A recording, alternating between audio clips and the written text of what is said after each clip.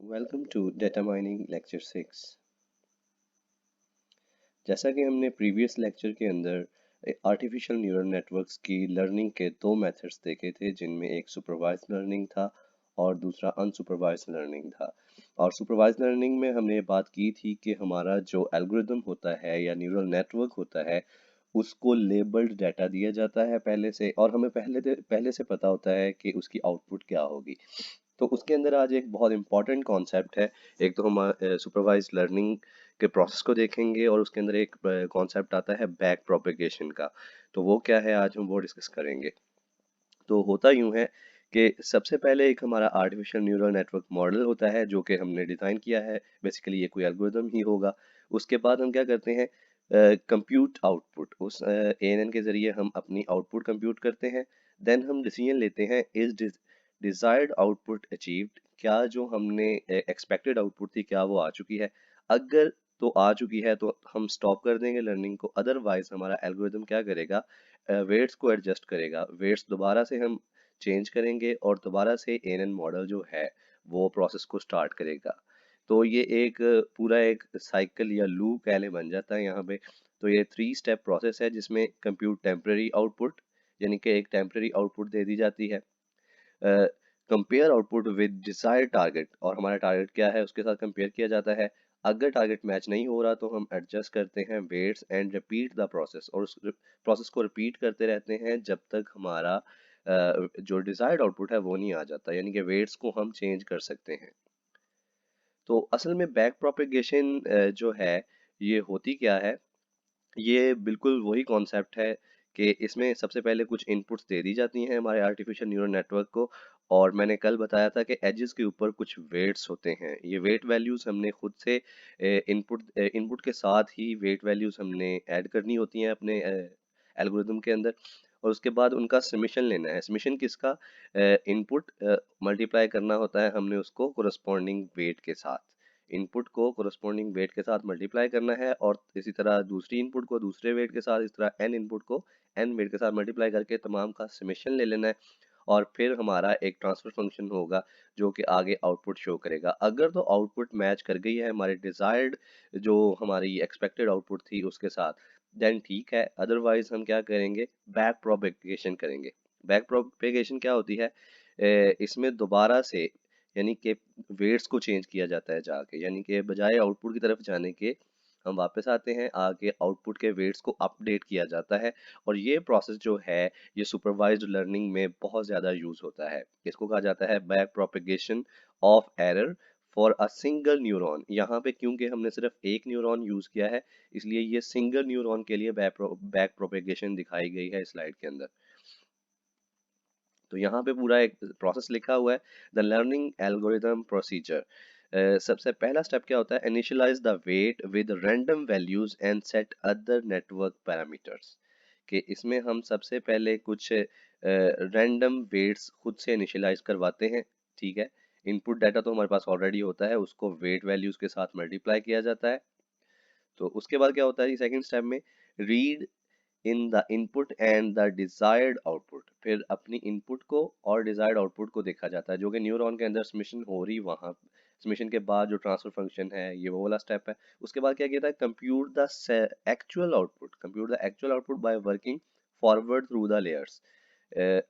यहाँ यहाँ से लेके यहाँ तक के प्रोसीजर को हम फॉरवर्ड कहेंगे, मतलब फॉरवर्ड लर्निंग कहेंगे। ठीक है। तो उसके बाद क्या होता है, compute the error difference between the actual and desired output, यानी कि हमारी एक्चुअल में और डिजायर्ड में क्या डिफरेंस है। अगर तो डिफरेंस ज़्यादा नहीं है तो हमारी एक्सपेक्टेड आउटपुट के ऑलमोस्ट करीब हमें रिजल्ट मिल रहे हैं, तो हम एल्गोरिथम को रिपीट नहीं करेंगे या बैक प्रोपेगेशन लर्निंग नहीं करेंगे। अदरवाइज हमें क्या करना पड़ेगा, change the weights by working backward through the hidden layers.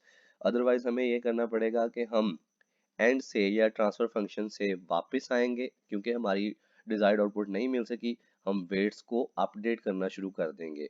तो सुपरवाइज्ड लर्निंग का कॉन्सेप्ट ही ये है कि इसमें एल्गोरिदम जो है उसका हमें पहले से इल्म है कि आउटपुट क्या आनी चाहिए। ठीक है, तो उसके हिसाब से हम वेट्स को अपडेट करते रहेंगे। यहाँ पे कोई वेट्स फिक्स नहीं होते। ठीक है, क्योंकि यहाँ पे अपने एल्गोरिदम को हमने खुद से ट्रेन करना होता है, इसीलिए इसका नाम सुपरवाइज्ड लर्निंग है।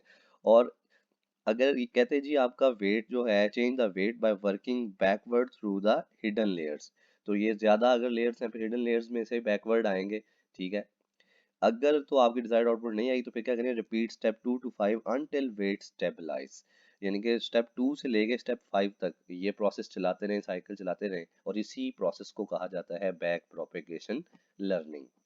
तो यहाँ पे इसकी प्रॉपर डेफिनेशन दी गई है कि जी बैक प्रोपेगेशन या backward propagation is an important mathematical tool for improving the accuracy of prediction in data mining and machine learning। कि अगर आपने जो आपकी prediction है उसको उसकी एक्यूरेसी को इम्प्रूव करना है, ठीक है, तो फिर आपको क्या करना है, आप एक कुछ स्टेप्स परफॉर्म करेंगे जिन स्टेप्स को कहा जाता है वेट्स को अपडेट करना है, लेकिन बैकवर्ड मैनर में, इसको कहा जाता है back propagation. Artificial neural networks use the backpropagation as learning algorithm to compute a gradient descent with respect to the weight। Gradient descent असल में वो वैल्यू होती है जो कि न्यूरॉन्स कंप्यूट कर रहे होते हैं, ठीक है, वो gradient descent की वैल्यू होती है। तो यहाँ पे आप देख सकते हैं ये कुछ न्यूरॉन्स को उसने हाईलाइट किया हुआ है, इसका मतलब है कि इन न्यूरॉन्स के अंदर जो है इस वक्त वैल्यूज जो हैं वो अपडेट हो रही हैं, यानी कि कुछ के अंदर तो डिजायर्ड आउटपुट मिल रही है उसे और कुछ के अंदर डिजायर्ड आउटपुट नहीं मिल रही। और ये बाकी ये जो है ऑलमोस्ट 1 2 3 और 4, टोटल 4 लेयर्ड एक आर्टिफिशियल न्यूरल नेटवर्क है। इसके अंदर ये बाकी 2 हिडन लेयर होंगी, ठीक है, हम मोस्टली सिंपल में देखते हैं सिर्फ एक का न्यूरॉन होता है, लेकिन यहाँ पे एक से ज्यादा न्यूरॉन्स हैं। तो उसके बाद बात करते हैं स्ट्रक्चर एंड वर्किंग। वर्किंग कैसी होती है कि फॉर एग्जांपल हमारे पास ये 2 न्यूरॉन्स थे जो कि इनपुट थे, तो यहाँ पे एज का एक न्यूरॉन था और दूसरा था इनकम का। अब एज की वैल्यू है और एक उसके ऊपर हमने वेट खुद से ऐड किया हुआ है, वेट असाइन किया हुआ है एज वाले एज को, जो कि नेक्स्ट न्यूरॉन की तरफ जा रहा है आउटपुट की तरफ। तो हमारा एज की वैल्यू यहाँ पे देखें आप 0.47 मल्टीप्लाई बाय 0.7, और उसके अंदर प्लस हो रही है जाके दूसरे जो न्यूरॉन न्यूरॉन है, दूसरी इनपुट वैल्यू है और उसका वेट है, उसको मल्टीप्लाई करके उसके अंदर ऐड किया जा रहा है, और हमारी जो आउटपुट बन रही है न्यूरॉन के अंदर वो 0.39 है। अब हम डिफॉल्ट इसको यानी कि चेक कर रहे हैं कि क्या ये हमारे डिजायर्ड आउटपुट के साथ मैच की है या नहीं। अगर नहीं मैच करती तो हम इन वेट्स को अपडेट कर देंगे। तो होता यूं है, न्यूरल नेटवर्क मॉडल दो तरह के होते हैं।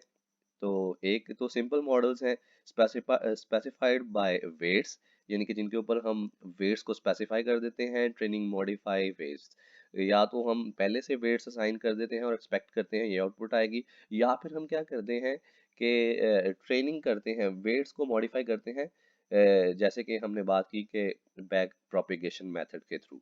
तो उसके अलावा कॉम्प्लेक्स मॉडल्स होते हैं। कॉम्प्लेक्स मॉडल जो होते हैं फुल्ली इंटरकनेक्टेड, या हम इनको कह सकते हैं मल्टी हिडन लेयर, यानी कि जिनके अंदर बहुत ज्यादा हिडन लेयर्स होती हैं। ये सिंपल होते हैं मोस्टली एक न्यूरॉन या 2 न्यूरॉन्स के जरिए, यानी कि इनका स्ट्रक्चर हमें समझ आ जाता है। जबकि कॉम्प्लेक्स मॉडल्स जो हैं या complex artificial neural network model जो हैं, इनके अंदर एक से ज्यादा हिडन लेयर्स होती हैं जिनका स्ट्रक्चर समझना मुश्किल होता है या कॉम्प्लेक्स होता है।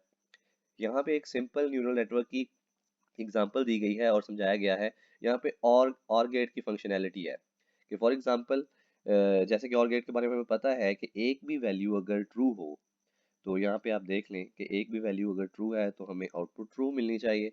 बेशक यहाँ पे 2 आ रहा है, लेकिन हम अगर बाइनरी नंबर्स में बात करें तो हम उसको 1 ही कंसिडर करेंगे, और जब दोनों इनपुट 0 होंगी तब 0 होगी, ठीक है। तो यहाँ पे उसने सिंपल न्यूरल नेटवर्क को समझाने के लिए और गेट की फंक्शनैलिटी को हमारे सामने शो किया है, यानी कि ये एक सिंपल एग्जांपल है किसकी, एक सिंपल न्यूरल नेटवर्क की एग्जांपल है।